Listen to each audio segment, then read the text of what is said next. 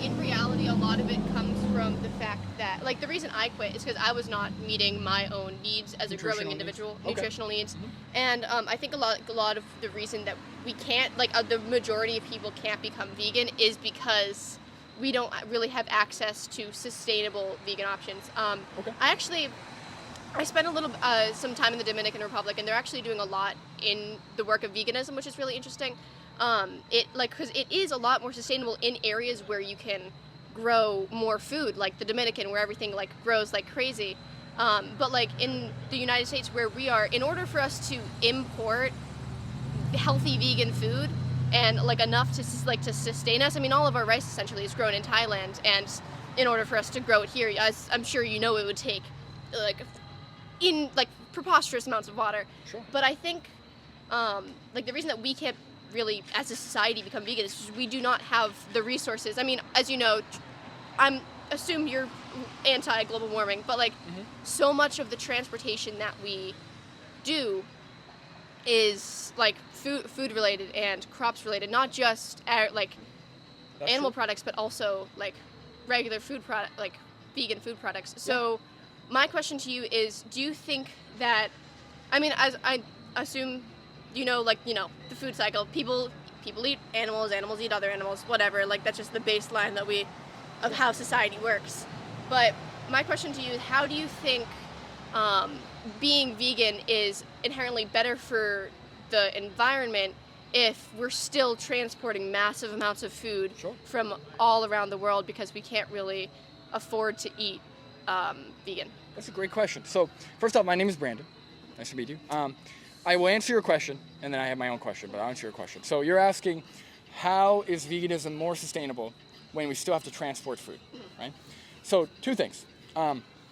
Number one, when we look at animal products, right, we're not looking at animal products versus crops, right? We're looking at animal products with crops, right? So vegans aren't the ones who are consuming all of the avocados, all of the quinoa, all of the rice, all of the everything. 98% of the population is still omnivorous, right? So all of the issues we have in terms of crop transportation, in terms of issues of monocropping or crop agriculture, still exists, and it exists right now, even with the production of animal products, right? So it's not one or the other. The other thing is, if you look at environmental statistics, it's about, and these estimates vary, but it's about a third of greenhouse gas emissions are caused by animal products, by animal agriculture.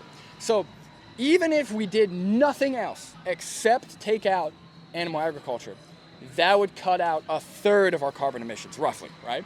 So just right there, even if we didn't fix any of the other issues, cutting out a third of that would fix the issue. And what goes into that is, when we look at the crops, like I was mentioning to the other guy, over 70% of soy, the majority of wheat, a huge chunk of corn, all of these get produced specifically to feed these animals, right?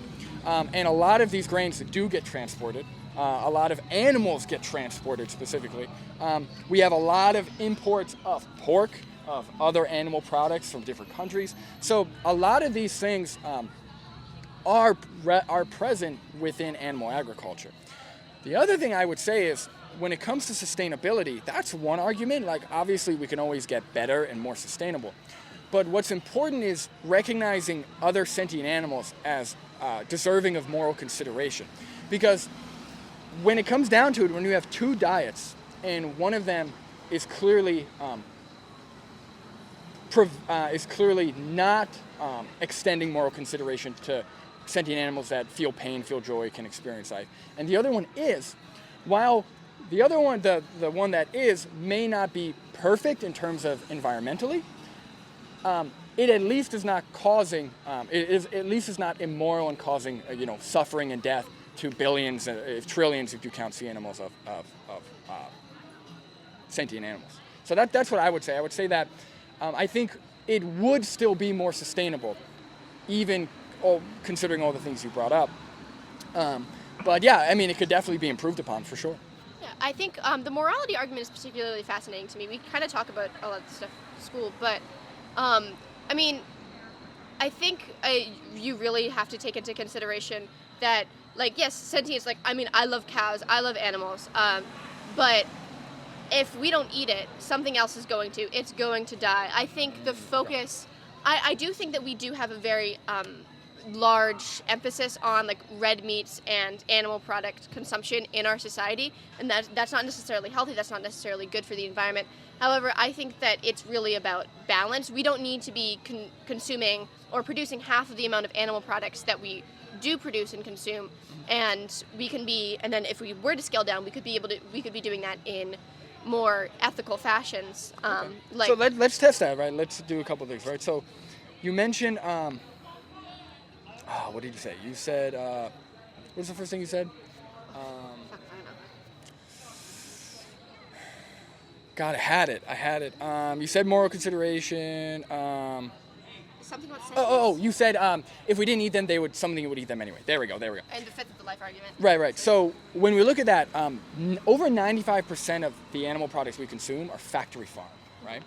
And factory farming is not either we kill these animals or someone else will. It's literally we are breeding these animals into existence, taking babies away from mothers, causing immense suffering with cages and poor living conditions. And then we're killing these animals strictly to eat them, right? So while maybe like you could maybe argue that for hunting, which I would still argue is immoral, but you could maybe advocate if I'm not going to kill it, something else might kill it. Okay, for hunting, for wild animals.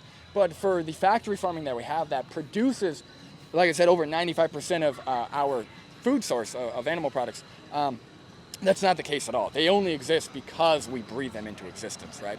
And then you mentioned that we do have a huge emphasis on animal products in our society, of course. And then you mentioned that you think that it should be done in a more ethical way. And we could talk about that. I guess what I would ask is, what do you define as ethical, roughly? Ethical, I believe, is treating animals like allowing them to live the majority to their full lifespan, to have access to their mother's milk when they're young, to have the foods that they require instead of just having hormones pumped into them. I don't think it's necessarily allowing them to die when they're of old age. I do believe that we commercialize a vast majority.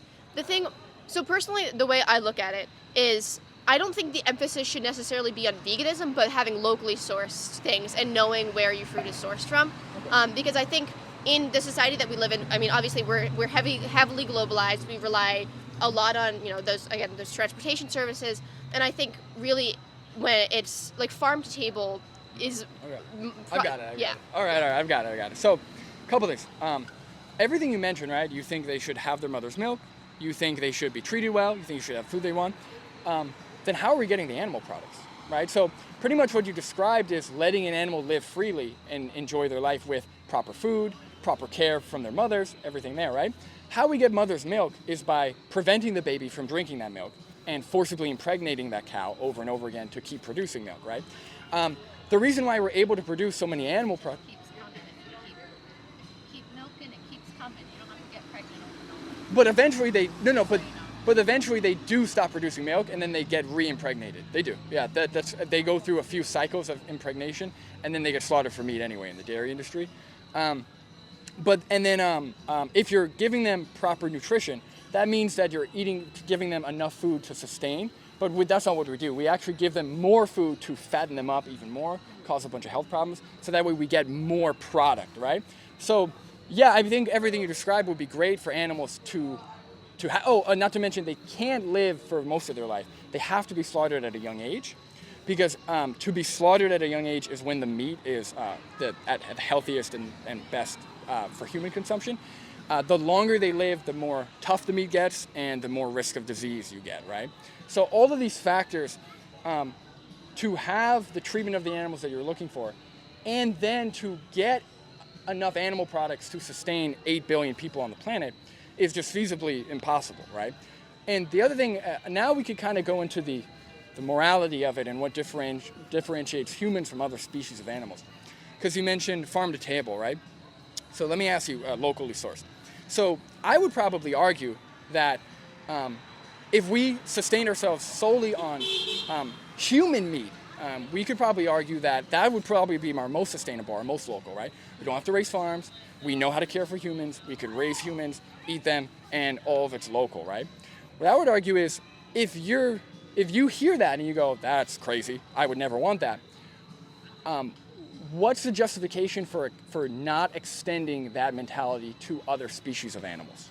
Well, I think primarily it's the fact that, I mean, at heart, humans are animals, and it is humans' biological urge to want to protect their own, species and protect them from harm. Sure. And I do think that because of our heightened amount of sentience, we do have a moral responsibility because, we can't just live in blissful ignorance. We do have a moral responsibility to protect other animals, but at the same time, I do think that it's crueler to kill someone of your own kind. It's because it disrupts the natural balance. Like even in nature, you don't see, You do. lions go into war. You do. But Lions kill their own young all the time. It's called infanticide. but what I'm saying is, it's not in human nature. Generally, we have murderers, obviously, but I think to kill humans is different than to kill animals because of, again, their heightened level of sentience, and because of it's just naturally not something that we want to do. And also, I think that while yes, lions kill their young because of genetic weakness, or cats will just, they don't like a litter, throw it out. That's just how animals work. I think that would, if humans were to create a society based on cannibalism, that would get racialized and segregated very quickly because of our innate want to live in an us So versus what you're them. saying is we shouldn't base our own behavior off of other animals. I'm saying that we should base our behavior off of what is natural, and that's why we should, really connect to nature by living locally sourced and not, killing. So can you define natural? Existing in the. So just anything that happens in nature. I mean, sure, yeah. Okay. It's very So would you say that disease is natural? Yeah. So do you think that we should not prevent disease? I think we should prevent disease. I think that there's. Hold on, and I'm Okay. glad you said that. So, right, if we're making a justification, we have to extend it to other areas, right? So if you say that because something is natural, that means we should be allowed to do it, right? What you're essentially saying is anything that's found in nature, whether it be murder, whether it be sexual assault, whether it be disease, whether it be cancers, that we should not prevent or change any of it because it's natural, right? And if you go back on that, right, if you say, well, no, we should prevent some of these things because they're harmful, then why would you not go back on the eating animals part when it is also harmful? Okay. I mean, I wouldn't call myself a utilitarian, but let's go through this through the. I think it's utilitarianism. I don't know. Yeah. I basically maximum output of good. Yeah. Actually, that's not utilitarianism. That is. Maximum output It's of good. trying to prevent suffering and maximizing well-being. That's Yes. utilitarian. So I think by preventing disease, we are minimalizing the suffering that exists in the world, and again, at a certain point, we're just trying to. I do think, yes, the world, that drunk guy was saying, I do think the world is overpopulated. I do think that to a certain extent we are past the point of return. I think, personally to me, I think the argument of what is best for the world, it's not about, it's not essentially about animal welfare as much as it's about retracting humanity's grip over nature. And if that makes sense. I mean, humans have taken over. Humanity's grip over nature. Okay. But Go ahead. Sorry. so I think, I mean, obviously, to say everybody's going to become vegan, that's very utopian. To say that everybody's going to start going from locally Here's the thing. sourced. I don't really care about everyone. I care about Yeah. one person at a time, right? Because, well, we could get into that, but if your argument, right, if you're saying that, well, we should release our grip off nature, right? You're saying that. Lessen it, yeah. Well, but here's the thing. That seems kind of arbitrary to me, right? Because if you're going to make a utilitarian argument, well, preventing disease maximizes well-being and decreases suffering. What if repeatedly punching a puppy in the face maximizes well-being and decrease suffering for humans, right? Now you're in kind of a pickle where you're like, now you're in, because when we're talking about philosophy, now you're in kind of a pickle. Well, okay, in this case, we shouldn't maximize well-being for humans and decrease sensory suffering, we should care about the puppy, right? So when we're talking about moral consideration, it's got to be consistent, right? Hence, my channel name is Logical Consistency, right? So again, like when we go back to the argument, you said that it's moral. What we do to animals, the killing of animals is moral because it's natural, right? And I can come up with 10 different things that you would be revolted by that happen in nature, or you would want to prevent that happen in nature. But it's natural, right? So by your own logic, those things should be allowed. Those things should be moral, right?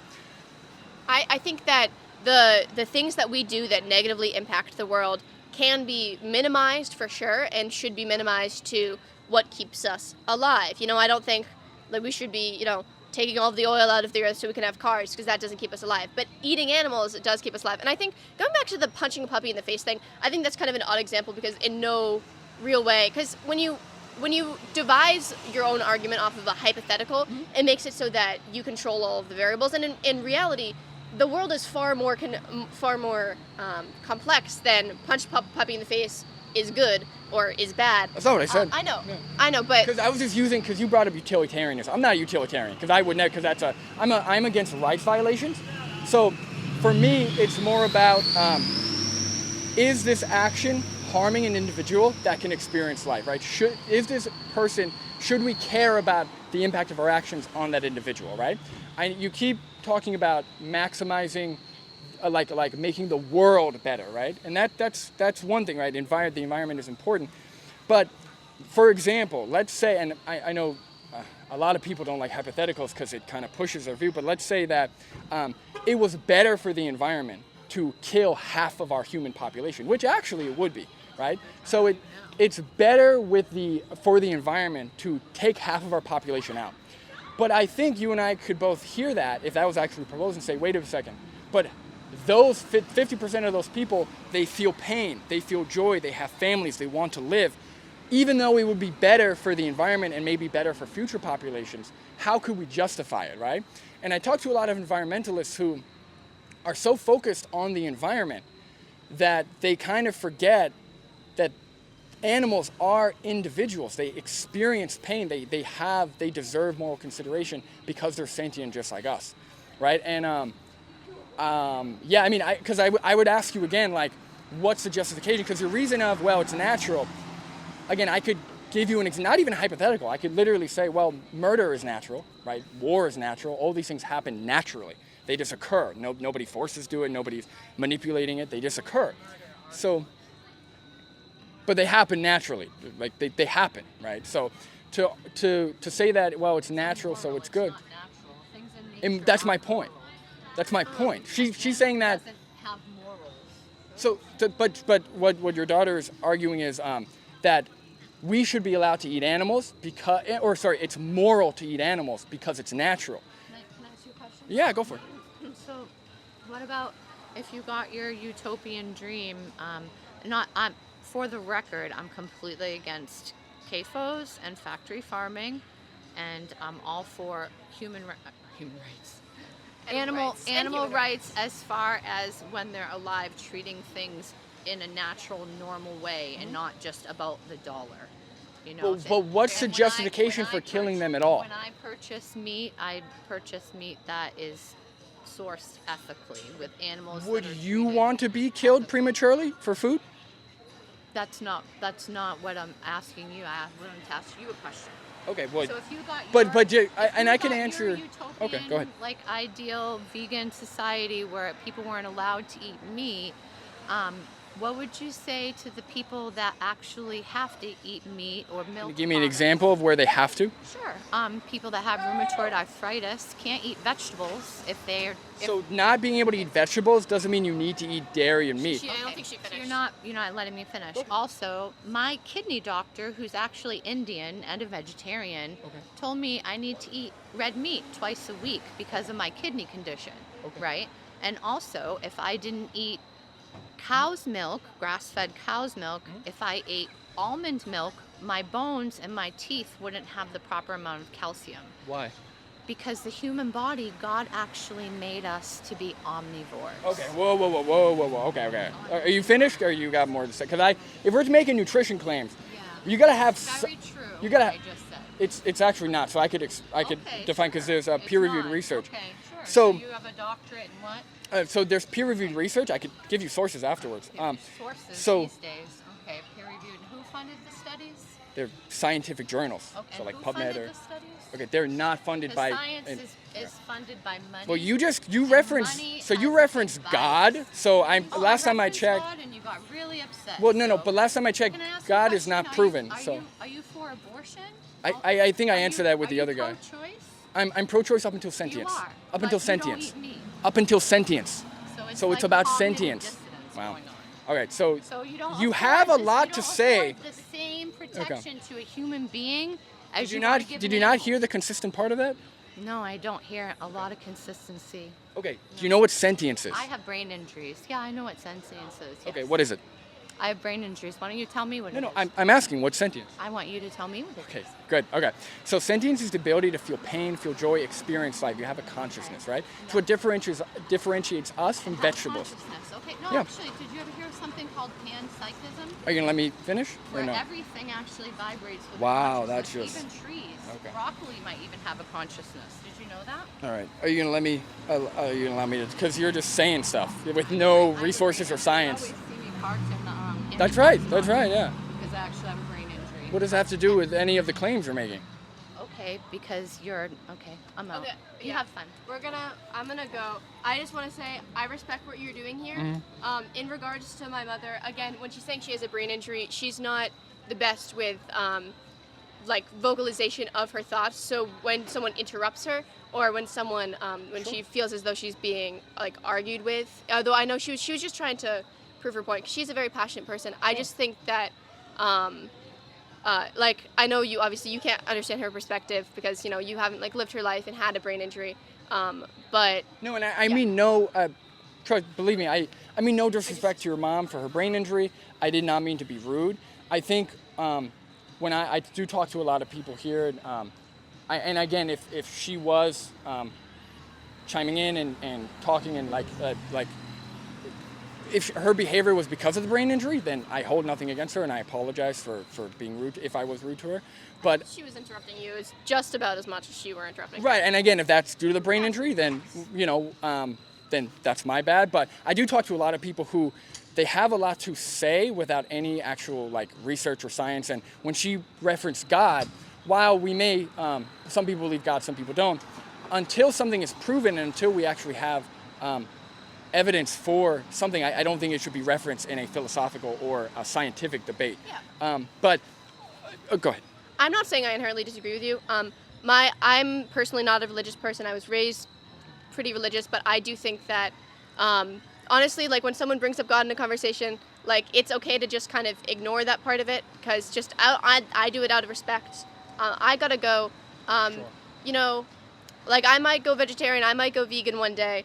I do think that it's not, again, the most effective way to really like decrease things. I think it's really the way I see it is there's this contingency of morality and necessity. Like I must, you know, I have to eat food, but that food could be sentient, you know. I mean, technically, you know, everything is alive, basic biology, but, you know, I know sentience, a lot of things you know, are living. Yeah. grows, you know, into a consciousness. I think at the same time, I mean, what do you think about, sorry. No, go for it. What do you think about eating bugs? So if they're not sentient, then it's fine. So you would eat bugs, but you're vegan. I wouldn't eat, no, me personally, I wouldn't eat bugs, but if they're not sentient. So it's not, again, right, there's this, a lot of people like to make this arbitrary line. It's not the animal itself. It's whether or not it cares about an experience, whether or not it can feel pain, feel joy, experience life, right? So for example, if tomorrow we found out that chickens aren't sentient, they don't feel anything, they're vegetables, I would be fine with people eating chickens. It's not the animal itself. Go on. It's not the animal itself. It's the fact that they don't want to die and they can feel things. And when I would last thing, I guess if you have to go, I'll leave you with something. When I ask you, what's your justification for doing what we do to animals? It's important that whatever reasoning you give, you think about the other hypotheticals. You think about where their reasoning can lead you, right? For example, if you say, well, we hunt, we're the apex predator, we should be allowed to hunt. Well, if aliens came down, we're the apex predator. Would it be moral for them to do what we do to other animals? Probably not. I would probably argue you wouldn't want that treatment. I wouldn't want that treatment, right? And when you put yourself in the position of these animals, I think we would both agree that we would not want to be in their position. And I understand if when you went vegetarian, you were 14, right? If you're 17, you were 14 years old. I didn't know anything at 14. The research that I did do, that I got into, I didn't go vegan until I was 18. And that was after a year of intensive research and nutrition, making sure that when I went vegan, I was going to be fine. And again, we can talk about health problems and this and that, but there's actually no health condition, truthfully, that requires animal products to improve it. We do have health conditions that would benefit from removing animal products, like heart disease, like obesity, like high blood pressure. But when it comes to that was a genuine thing. Right. No, I believe it. But when it comes to the thing about vegetables, you don't have to eat every vegetable. You could be vegan and not eat every single vegetable. When it comes to almond milk, there's actually more calcium in soy milk and plant-based milks that you can absorb. That's something. There's no actual science supporting that the calcium in plant-based milks are absorbed differently than the calciums in dairy milk. If that were the case, me, vegan of 7 years, I would be calcium deficient, which I'm not. So most of these things are workable, or you can work around them with proper education or supplementation. Yeah. I just think, again, like where I see the problem with veganism is a majority thing that we see in the upper class, because a lot of lower class people, either they have to work a lot and they don't have the time to prepare all of the meals that they can, or they don't really have the resources to buy pre-prepared, like expensive, nutritional, imported foods. I do have to go. Sure. One last thing on the poverty thing. It's very important because Oxford study came out. Vegan diets are 30% cheaper when you buy whole foods. The health problems that you said people in poverty, their biggest sustenance is McDonald's and soda, right? So they're not eating, you're talking about the most sustainable grass-fed, pasture-raised meat. Those poor people cannot afford that either. They're eating dog shit meat, they're eating awful food for their health. Adding in rice and beans from a can at the store would benefit their health better than McDonald's. So it's actually cheaper to be vegan when you go whole food plant-based. And the reason why it's so harder than to go vegan than animal products is because of the system we've created that relies on animal products. If we had a whole vegan system, it would be just as convenient to go to the store or the restaurant to eat vegan options. Yeah. All right, I have to go. Thank you. Be nice when you're talking to disabled people, but have a